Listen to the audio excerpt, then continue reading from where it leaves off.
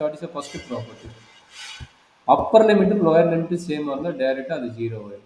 சரிங்களா? அப்பர் லிமிட்டும் லோயர் லிமிட்டும் சேமாக இருந்ததுன்னா அதோட இன்டெகிரேஷன் வேல்யூ டேரெக்டாக ஜீரோ ஆயிடும். ரெண்டாவது, அப்பர் லிமிட்டும் லோயர் லிமிட்டும் இன்டர்சேஞ்ச் ஆனால் அதோட வேல்யூ என்னது, ஃபைண்ட் அவுட் பண்ணுற வேல்யூ வந்து நெகட்டிவ் வேல்யூ கிடைக்கும். சரிங்களா? Okay sir. மூணாவது வேல்யூ என்னது, அதாவது சிங்கிற ஒரு பாயிண்ட் ஏக்கும் பிக்கும் நடுவில் இருந்ததுன்னா அப்போ அதனோட இன்டெகிரேஷன் பண்ணுறத நம்ம என்ன பண்ணலாம், கட் பண்ணி போட்டலாம். அதாவது எப்படி A to C, C to பின்னு அந்த இன்டெகிரல் வந்து நம்ம என்ன பண்ணலாம், கட் பண்ணி சிம்பிளிஃபை போட்டலாம். சரியாப்பா? Yes sir. ஸோ அடுத்தது நம்ம இம்பார்ட்டன்ட், ஃபோர்த்து ஒன்று. எல்லாமே இம்பார்ட்டன்ட், இது அதை விட இம்பார்ட்டன்ட் வச்சுக்கோங்களேன். என்ன சொல்கிறாங்க, இங்கே ஏன்னு இருக்குதுன்னா அதனோட நெகட்டிவ் ஏ வந்து லோயர் லிமிட்டாக இருந்ததுன்னா okay, minus A to A, அதாவது minus two to two, minus three to three, அந்த மாதிரி கான்செப்ட் வந்ததுன்னா நம்ம ஒரு பெரிய இன்டெகிரேஷன் இருந்ததுன்னா அதை எப்படி நம்ம ஈஸியாக பயன்படுத்தி பண்ணலாம், ஈவனாக இருந்தால் டூ டைம்ஸ் எழுதிட்டு அந்த இன்டெகிரல் பார்ட்டி ஜீரோ டு எழுதலாம். ஆர்டர்னு தெரிஞ்சுன்னா ஆட்டோமேட்டிக்காக நம்ம வந்து என்ன போட்டலாம், ஜீரோன்னு போட்டலாம். சரிங்களா? ரொம்ப இம்பார்ட்டன்ட். ஸோ அடுத்த ஐடியா என்ன ஆகுது, அந்த ஜீரோ டு ஏ அப்படின்னு வரும்போது F of A minus x ஆகும். அது ஜீரோ இருக்கிறதுல ஏவும் ஏ இருக்கிறது பிஆ வந்து எப்படி எழுதலாம், சேம் ஃபார்முலா, ரெண்டுமே சேம் ஃபார்முலா தான். இங்கே ஜீரோ இருக்கிறனால இங்கே ஏ மைனஸ் எக்ஸ், இங்கே ஏபி இருக்குதுன்னா அது ரெண்டு ஆட் பண்ணி A plus B minus X, ரெண்டுமே இம்பார்ட்டன்ட். ஓகே, இது செவன்த் சிக்ஸ்த் வரைக்கும் போட்டு இது செவன்த் ஒன்று எடுக்குது, கொஞ்சம் பார்த்துக்கங்க. அப்போ integral zero to two A அப்படின்னு வரும்போது F of two A minus X F of X எழுதுனா அது two times of zero to A எழுதலாம். Suppose F of two A minus x equal to minus f of X எழுதுனா அது டேரெக்டாக ஜீரோன்னு பண்ணும். சரிங்களா? பட் அந்த odd and even function concept மாதிரி இருக்குது.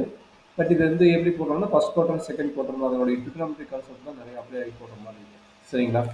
ஸோ மெயினாக பார்த்தீங்கன்னா இது 7, 6 கிடையாது, 7 ஃபார்முலா, 7 ப்ராப்பர்ட்டிஸு, கொஞ்சம் கேர்ஃபுல்லாக பார்த்துக்கணும். இந்த 7 ப்ராப்பர்ட்டி என்ன டவுட் இருக்குதா? இப்போ இந்த 7 ப்ராப்பர்ட்டிஸ் யூஸ் பண்ணி தான் நம்ம ப்ராப்ளமே போட போகிறோம். 7 ப்ராப்பர்ட்டிஸ் ஓகே ஆயிடுச்சுன்னா இதுக்கு முன்னாடி நம்ம சின்ன சின்ன மெத்தட் போட்டோம்ல, 7.9 வரைக்கும் 7.9 வரைக்கும் என்னென்ன எக்ஸசைஸ் போட்டோமோ அதனோட எக்ஸசைஸோட பார்ட்டும் ப்ளஸ் இந்த ப்ராப்பர்ட்டிஸ் யூஸ் பண்ணுற பார்ட்டும் நம்ம இம்பார்ட்டன்ட். சரிங்களா? இதுதான் நம்மளுடைய கொஸ்டின் எக்ஸசைஸ் 7.10ல் ஃபஸ்ட்டு ப்ராப்ளம். சரி, இது எப்படி போடலாம், என்ன நடக்கும் சொல்ல போகணும், எப்படி போடலாம், என்ன ஆகும், எனி ஐடியா? எந்த ப்ராப்பர்ட்டிஸ் அப்ளை பண்ணலாம் அப்படிங்கிற மாதிரி இருக்குது. டைரெக்டாக ப்ராப்ளம் போட முடியும், டைரெக்டாகவும் இந்த கான்செப்டில் உங்களுக்கு ப்ராப்ளம் போட்டு காட்டிக்கிறேன். அப்போ டைரெக்டாக போடாமல் இது எப்படி போடலாம் அப்படிங்கிறத பார்த்துக்கணும். Sir, 0 to a f of x, அதே தான், வெரி குட். அந்த 0 to a f of x into dx equal என்ன எழுதலாம், integral 0 to a integral 0 to a f of x f of a into dx. Okay sir. அப்போ இது ஐன்னு வச்சது ஒன்றுன்னு வச்சுக்கிட்டேன். இப்போ அடுத்தது என்ன நடக்கும், அதை ஃபார்முலா அப்ளை பண்ணுறேன். 0 to pi by 2 cos square என்ன பண்ணணும், ஏவோட வேல்யூ இங்கே பை பை 2, அப்போ pi by 2 minus X into dx. கரெக்டாமா? Okay sir. அப்போ இது எந்த குவாட்ரண்ட், எந்த குவாட்ரண்ட் செக் பண்ணுறீங்க. இது பார்த்தீங்கன்னா பை பை 2 மைனஸ் எக்ஸ் இங்கே. அப்போ all trigonometric function are positive. அப்போ ஆல் ட்ரிகோனோமெட்ரிக் ஃபங்க்ஷன் பாசிட்டிவ்னா என்னாச்சு, I equal to integral 0 to pi by 2. அப்போ என்ன ஆகும், பாசிட்டிவ் தான், பட் ஆகும் காஸ் ஸ்கொயர் வந்து சைன் ஸ்கொயர் ஆகும். கரெக்டுங்களா? Okay sir. Sine square X into dx. அப்போ இது வந்து 2 வச்சுக்கோங்க. சரி, இதை வச்சுட்டு என்ன சார் பண்ணலாம் அப்படின்னா, இப்போ வர மாரி மேக்ஸிமம் கான்செப்ட் என்னன்னா, இப்படி கண்டுபிடிச்ச முன்னாடி இந்த 1ஐயும் இந்த 2ஐயும் பாருங்க. இந்த 1 வந்து காஸ் ஸ்கொயர் வருது, இந்த 2 வந்து என்னது, சைன் ஸ்கொயர் வருது. அதே ஐ தான், பட் என்ன ஆகுது, இன்டர்சேஞ்ச் ஆகுது. சரிங்களா? அதனால என்ன பண்றாங்கன்னா இது ரெண்டையும் ஆட் பண்றாங்க. இந்த 1வது வேல்யூ 2வது வேல்யூ ஈக்குவேஷன் பண்ணுறதை ஆட் பண்றாங்க. அப்போ ஆட் பண்ணுற மீனிங் என்ன, லெஃப்ட் சைடு ஆட் பண்ணணும், ரைட் சைடு ஆட் பண்ணணும். சரிங்களா? அப்போ லெஃப்ட் சைடு ஆட் பண்ணால் என்ன கிடைக்கும், ஐ ப்ளஸ் ஐ. அதே மாதிரி ரைட் சைடு ஆட் பண்ணுங்க. ரைட் சைடுனா ஃபர்ஸ்ட் வேல்யூ என்னது, cos square t. First value என்ன, காஸ் ஸ்கொயர். அதே மாதிரி செகண்ட் வேல்யூ என்ன, சைன் ஸ்கொயர். செகண்ட் வேல்யூ என்ன, sine square.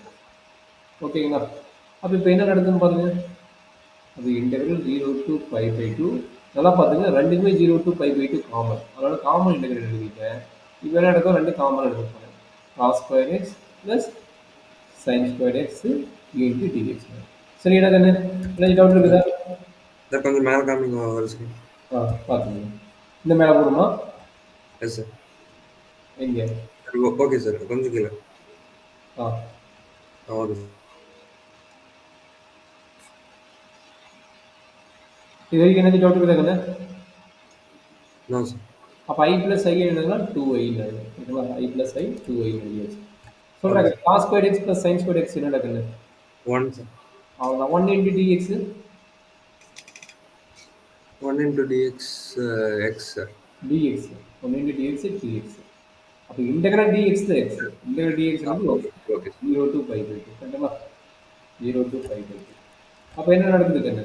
That is 5 by 2, sir. வெறும் பை பை 2 வரும் 2i ஓட எழுது. அப்போ ஐ ஈக்குவல் என்ன எழுதலாம்? பை பை 4 எழுதலாமா? Eh, அவ்வளோதான் கண்ணு. அப்போ ஐங்கிறது யாரு? Integral 0 to pi by 2 cos square X into dx ஓட வேல்யூ மிஸ் பண்ணும். சரிங்களா? no, okay. இப்போ கொஸ்டின் வந்து எப்படி கேட்குறாங்க அப்படின்னா 2 part.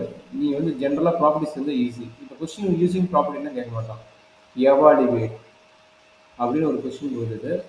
Integral 0 to pi by 2 cos square X into டிஎக்ஸ்னு கேட்டாங்கன்னா இது வரைக்கும் நம்ம பார்த்தோடைய ப்ராப்பர்ட்டிஸ்க்கு முன்னாடி வரைக்கும் பார்த்த மெத்தடு நார்மல் மெத்தடு பார்த்தோம். சரிங்களா? இது வந்து நமக்கு டேரெக்டாக தெரியாது அப்படிங்கும்போது என்ன பண்ணுவீங்க? இன்டெகிரல் 0 டு பை பை 2 இந்த காஸ் ஸ்கொயர் ஃபார்முலா இல்லை. அதனால் நம்ம என்ன பண்ணோம்? 1 plus cos 2x divide by 2 into dx இந்த கான்செப்ட் அப்ளை பண்ணி தான் பார்த்தோம். நான் இருக்குங்களா லாஸ்ட் கிளாஸ் கூட போட்டேன். நம்ம நார்மலாக கேட்டாங்கன்னா இப்படி தான் போடுவோம். சரிங்களா? பட் நான் என்ன சொல்கிறேன்னா நார்மலாக கேட்டால் இந்த மாதிரி போடாமையும் ப்ராப்பர்ட்டிஸ் யூஸ் பண்ணியும் போடுங்க. சரிங்களா? இதே ப்ராப்ளத்தை ப்ராப்பர்ட்டிஸ் யூஸ் பண்ணும்போது ப்ராப்பர்ட்டி யூஸ் பண்ணி போடுங்க. சரியாடா கண்ணு? Okay, sir. இதே மெத்தடை சால்வ் பண்ணால் அதே ரிசல்ட் வருதான் பார்த்துலாமா? அதே ரிசல்ட் வருதான் பார்த்துட்டு உனக்கு சாட்டிஸ்ஃபேக்ஷன் ஆயிடும். அப்போ 1 by 2 1 into dx x plus cos 2x ஓட ஃபார்முலா என்னது? Sine 2x divide by 2 sine 2x divide by 2. சரிங்களா? இப்போ 0 டு பை பை சார் ஏற்கனவே ஒரு 2 கீழே இருக்குல்ல? என்ன மகனே? ஓ, வெளியே எடுத்துறீங்க. Okay sir. அந்த 2 வெளியே எடுத்துக்கலாம். இந்த 2 வெளியே எடுத்துக்கலாம். Okay sir. ஓகே. இப்போ பை பை 2 இப்போ பை பை 2 அப்ளை பண்ணு 0 அப்ளை பண்ணு. அப்போ பை பை 2 இந்த இதுக்கு கேம் வரும். Pi by 2 minus 0 pi by 2 okay sir. Plus இங்கே என்ன கிடைக்கும்? Sine 2 pi Sin sine pi pi. இந்த 2 இந்த 2 கட்ட sine pi sine pi 0 Okay, sir. Sine 0 0 அப்போ ப்ளஸ் 0 தான். அது எதுவுமே கிடைக்காது. அப்போ Okay. டேரெக்டாக பை பை போடுங்க. சரிங்களா? Yes. உங்களுக்கு எது ஈஸின்னு பாருங்க, அதை நீங்கள் ஃபாலோ பண்ணுவீங்க. Okay sir. சிலது 1 மார்க்கோ இல்லை 2 மார்க்கோ கேட்க சான்ஸ் இருக்குதோ அப்புறம் நம்மளுக்கு எது ஈஸின்னு பார்த்து 2 மெத்தடில் இந்த ப்ராப்ளம் 2 மெத்தடில் போடலாம். மற்ற ப்ராப்ளம் ரொம்ப கஷ்டமாக இருக்கும். மேக்ஸிமம் ப்ராப்பர்ட்டிஸ் யூஸ் பண்ணி போடுங்க. இப்போ இனிமேட்டு வர ப்ராப்ளம் ப்ராப்பர்ட்டிஸ் யூஸ் பண்ணால் ரொம்ப ஈஸியாக இருக்கும். ஒரு சில ப்ராப்ளம் வந்து நார்மலாக போட்டால் ஈஸியாக இருக்கும். உங்களுக்கு எது ஈஸின்னு ஃபீல் பண்ணுறீங்க அந்த இடத்துல நீங்கள் உங்களுக்கு என்ன மெத்தட் வருதோ அதை போட்டுங்க. அவங்க யூஸிங்னு சொல்லும் போது அந்த அதை தான் யூஸ் பண்ணணும். யூஸிங் ப்ராப்பர்ட்டிஸ்னு சொன்னால் தான் நம்ம யூஸ் பண்ணணும். மற்றபடி எவாலுவேட்னு கேட்டாங்கன்னா நீ எந்த மெத்தட் வேணால் யூஸ் பண்ணிக்கலாம். சரிங்களா? கொஸ்டின் என்ன கேட்போம்? எவாலுவேட்னு தான் கேட்க போகிறோம். தவிர உங்களுக்கு வந்து யூஸிங் ப்ராப்பர்ட்டிஸ்னு சொல்லி கேட்க மாட்டோம். இப்போ யூஸிங் ப்ராப்பர்ட்டிங்கிற ஐடியா வந்து நாம தான் யோசிக்கிறோம். சரியாடா கண்ணு? Okay sir. இதுதான் செகண்ட் கொஸ்டின் தானே. செகண்ட் கொஸ்டின் என்ன மெத்தட் அப்படி பண்ணுவோம்? சேம் மெத்தட் தான். அப்போ சொல்லுங்க என்ன நடக்குது? இதை வந்து எது இருந்தாலும் ப்ராப்பர்ட்டிஸ் ப்ராப்ளம் பொறுத்த வரைக்கும் இது வந்து ஒன்றுன்னு வச்சுக்கோங்க. அப்போ என்ன நடக்குது சொல்லி பார்க்கலாம். என்ன ஃபார்முலா? 0 to பை பை 2 என்ன ஃபார்முலா அப்ளை பண்ணுங்க? Integral 0 to a f of x into dx என்ன property? Integral 0 to a 0 to a f of a minus x. கரெக்டாக தானே? Yes. அப்போ சொல்கிறாங்க என்ன நடக்குது சொல்லுங்க. Sine Sin a minus x. Pi by x. Divided by Root sin a pi by 2 minus x. Plus root cos pi by 2 Pi by 2 minus x. Into dx.